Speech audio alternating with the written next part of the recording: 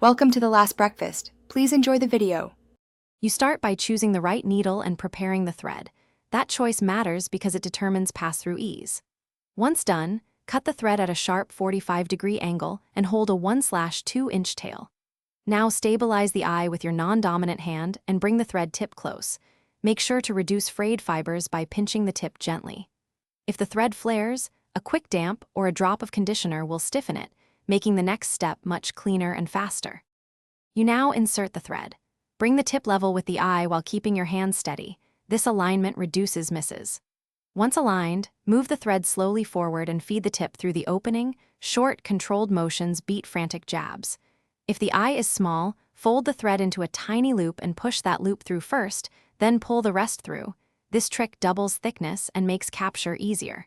Make sure to pull enough thread through for your stitch length before continuing.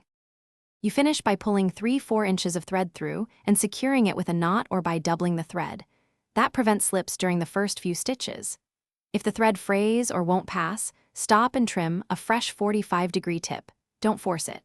Once done, make sure your workspace has good light and magnification if needed. A needle threader solves most stubborn eyes. If problems persist, switch to a slightly larger needle or shorten the thread to improve control.